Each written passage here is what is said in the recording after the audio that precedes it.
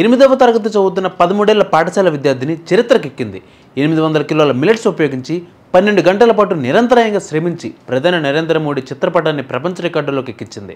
September 17వ తేదీన ప్రధాని నరేంద్ర మోడీ జన్మదినం పురస్కరించుకుని ప్రధాని నరేంద్ర మోడీకి బెస్ట్ విషెస్ చెబుతూ వరల్డ్స్ లార్జెస్ట్ మిల్లెట్ పెయింటింగ్ను ఫ్లెక్సీ షెకీనా ఆవిష్కరించారు.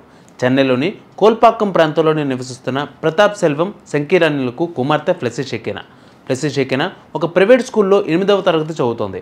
ఫ్లెక్సీ షెకీనా 800 కిలోల మిల్లెట్స్ ఉపయోగించి 600 చదరపు అడుగుల విస్తీర్ణంలో ప్రధాని మోదీ భారీ చిత్రాన్ని గీశారు.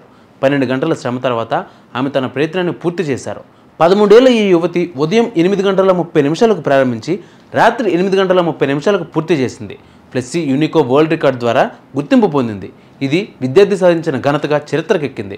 యూనికో World Records director R Sivaraman Flexi షెకీనాను వరల్డ్ రికార్డ్ సర్టిఫికేట్ మెడల్తో సత్కరించారు. బాలిక సాధించిన విజయాన్ని పాఠశాల నిర్వాహకులు, ప్రిన్సిపల్, తల్లిదండ్రులు, బంధువులు అభినందిస్తున్నారు. ఈ వీడియో మోడీ వరకు చేరేంత వరకు షేర్ చేయండి.